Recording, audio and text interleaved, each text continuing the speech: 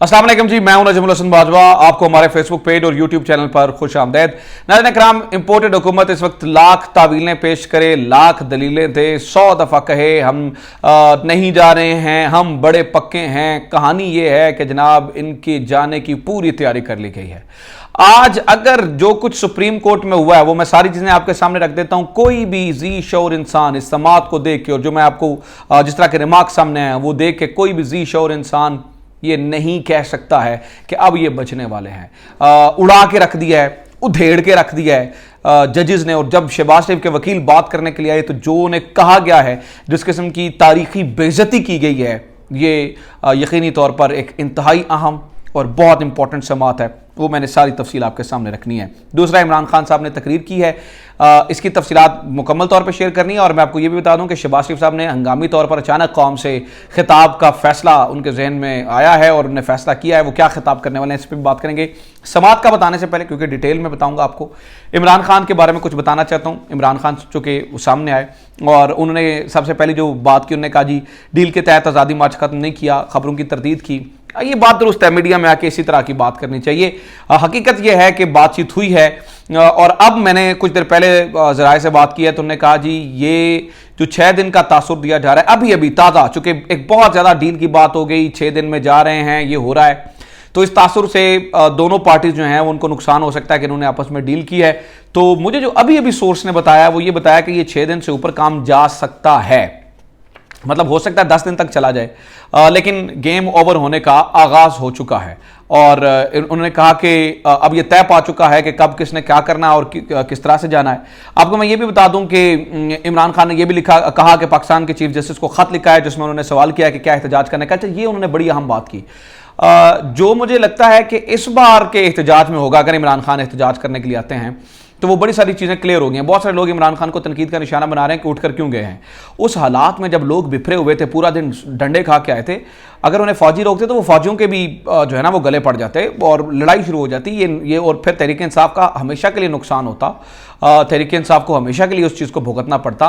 अब जिस तरह से इन्होंने इंटेलिजेंटली खेला है कि अदालत से ये फैसला हासिल कर रहे हैं, क्योंकि अदालत ने कहा कि आप कंटेनर नहीं लगा सकते, तो कंटेनर नहीं लगेंगे अगली दफ़ा, चूंकि अदालत का हुक्म आ चुका है। तो बहरहाल इमरान खान ने यह भी कहा, एहतजाज पुरअमन होने की बात की। उन्होंने ये भी कहा कि मॉडल टाउन में 14 जो कुछ हुआ ये इनके यजीद के मानने वाले हैं। और उन्होंने कहा कि मुझे अचानक खबर मिली कि खून खराबा होने वाला है, फिर मैंने ये फैसला किया।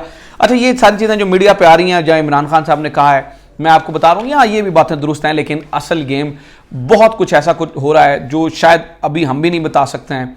बहुत कुछ ऐसा हो रहा है क्योंकि शायद वक्त आने पर बातें खुलेंगी भी, इनके बारे में लिखा भी जाएगा। बहुत सारे लोग बाद में राज जो है ना वो निकालेंगे क्योंकि इस वक्त बहुत ज़्यादा मजबूरियां हैं। लेकिन मैं आपको बताऊं कि वो जो गारंटी वाली सुबह में बात कर रहा था वो सच है, वो दुरुस्त है और तय पा चुका है। ये जाने वाले हैं और ये किसी भी सूरत में जाने वाले हैं।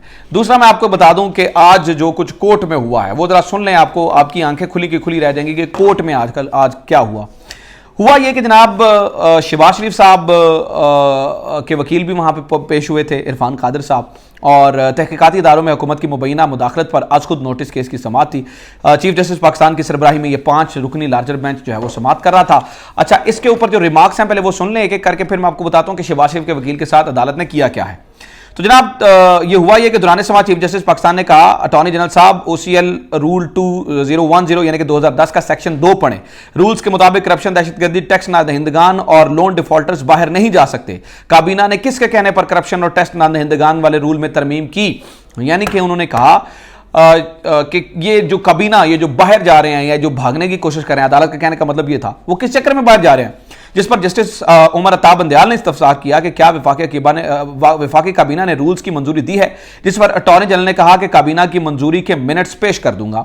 जस्टिस एजाजुल एहसन ने इस्तफसार किया कि ईज 120 दिन के बाद अज खुद नाम ECL से निकल जाएगा, क्वेश्चन मार्क। उन्होंने कहा कि निकल जाएगा मतलब ये 120 दिन के बाद, जिस पर अटॉर्नी जनरल ने बताया कि 120 दिन का इतलाक ECL में शामिल होने के दिन से होगा। फिर जस्टिस मुज़ाहिर अली अकबर नकवी ने रिमार्क्स दिए, कहा कि काबीना के अरकान खुद इस तरमीम से मुस्तफीद होने, काबीना अरकान अपने जाती फायदे के लिए तरमीम कैसे कर सकते हैं? तो ये जो इन्होंने पूरा प्लान किया हुआ था ना कि यहाँ पे कोई गड़बड़ होती है तो मुल्क से भाग के बाहर निकल जाएं, ईसीएल से नाम खत्म हो जाएं, जो है ना वो केसेस को फेस ना करें, ये सारी चीज़ों, इसके ऊपर जो है ना वो जो रिमार्क्स आए हैं ना वो उन्होंने जो है ना वो सही उड़ा के रख दिया। फिर सुने जनाब, जस्टिस मुनीब अख्तर ने कहा कि जानते हैं कि वफाकी वज़रा पर अभी सिर्फ इल्जामात है, लेकिन क्या कोई ज़ाब्ता इखलाक है कि वज़ीर मुल्जिम हो तो मुतल्लिका फाइल इसके पास ना जाए। अच्छा जनाब, इसके ऊपर जस्टिस मोहम्मद अली मजहर ने कहा कि अपने फायदे के लिए मुल्जिम कैसे रूल्स में तरमीम कर सकता है, जबकि जस्टिस मुनीब अख्तर ने कहा कि मुल्जिम वज़रा को तो खुद ही ऐसे इजलास में नहीं बैठना चाहिए। यानी कि आधी काबीना के बारे में अदालत रिमार्क्स दे रही है कि इन्हें तो काबीना के इजलास में नहीं बैठना चाहिए। मुझे बताएं जिस काबीना की ये क्रेडिबिलिटी है, जिसके बारे में अदालत ये कह रही है, जिस तरह से अदालत ड्रिल कर रही है गवर्नमेंट को इस केस में, इनके पास कोई रास्ता बचा ही नहीं है। और मैं आपको बताऊं कि एक एक करके रास्ते इनके पास बंद होते जाएंगे और अगले 5 दिनों में आप देखें होता क्या है, किस किस किस्म के मौजूदात यहां पर होंगे। अच्छा, फिर जनाब जस्टिस एजाज उल हसन ने इस्तफसार किया कि क्या सर्कुलेशन समरी के जरिए ऐसी मंजूरी ली जा सकती है, जबकि जस्टिस मोहम्मद अली मजहर ने कहा कि ईसीएल रूल्स में तरमीम के बाद नजरसानी का तरीकाकार ही खत्म हो गया है। अच्छा, अटॉर्नी जनरल ने कहा कि देख लेते हैं कि वो मेम्बरान जिनके नाम ईसीएल में थे तरमीम वाली कमेटी इजलास में थे या नहीं, तो जिस पर वज़ीर कानून आज़म नज़ीर तारड़ ने ईसीएल रूल्स में तरमीम तजवीज़ की। अच्छा, ये बजाते खुद ही अपनी बातों को ना ये जो वकील हैं वो कॉन्ट्राडिक्ट कर रहे थे, अदालत फिर इन्हें ड्रिल करती गई। चीफ जस्टिस ने ईसीएल से निकाले गए काबीना अरकान की फहरिस्त तलब करते हुए कहा कि रूल्स में तरमीम के तरीकाकार से मुतालिक रिपोर्ट जमा करवाएं। चीफ जस्टिस उमर अता बंदयाल ने कहा कि फिलहाल ईसीएल रूल्स में तरमीम से मुतालिक फैसले कल अदम करार नहीं दे रहे, कानून पर अमल के लिए कुछ जवाबत जरूरी हैं। जस्टिस उमर अता बंदयाल ने कहा कि इंतजामिया के मामलात में मुदाखलत नहीं करना चाहते, लेकिन रियासत के खिलाफ कार्रवाइयों पर सुप्रीम कोर्ट कार्रवाई करेगी। ये था वो सबसे बड़ा रिमार्क्स। सुने, बात हो रही है काबीना ने जो अपने नाम बाहर निकलवाए हैं, इसके ऊपर जस्टिस उमर अता बंदयाल कह रहे हैं कि मामलात में मुदाखलत नहीं कर सकते, लेकिन रियासत के खिलाफ कार्रवाइयों पर सुप्रीम कोर्ट कार्रवाई करेगी। रियासत के खिलाफ आपको कार्रवाई नहीं करने देंगे, रियासत के खिलाफ आपको बात नहीं करने देंगे। अच्छा जनाब, इसके ऊपर जो है ना इरफान कादर साहब भी अदालत में पेश हुए तहकीकाती इदारों में जो ये इससे सारे केस में। तो दौरान समाअत इरफान कादर साहब अदालत में पेश हुए और बताया कि मैं वज़ीर-ए-आज़म शहबाज शरीफ का वकील हूं, जिस पर चीफ जस्टिस पाकिस्तान ने रिमार्क्स दिए कि हम इनफरादी तौर पर केस को नहीं सुन रहे, फौजदारी निजाम से मुताल्लिक मुकदमा सुन रहे हैं। एडवोकेट इरफान कादर ने कहा कि जी जाती हैसियत में नहीं बल्कि पाकिस्तान के वज़ीर-ए-आज़म की तरफ से पेश हो रहा हूं, अदालत को पूरे सिस्टम को ही देखना चाहिए, एक हिस्से को देखें और बाकी को छोड़ देंगे तो मेरी दरखास्त होगी कुछ ना देखें। जस्टिस उमर अता बंदयाल ने रिमार्क्स दिए कि हमने आपको अदालती मुआवनत के लिए नहीं बुलाया, आपने जो कहना है तहरीरी तौर पर लिख के दे दें। यानी कि वज़ीर-ए-आज़म शहबाज शरीफ के वकील को झड़क दिया यहां पर ना, और कहा कि जनाब जो भी आपने कहना आप लिख के दे दें।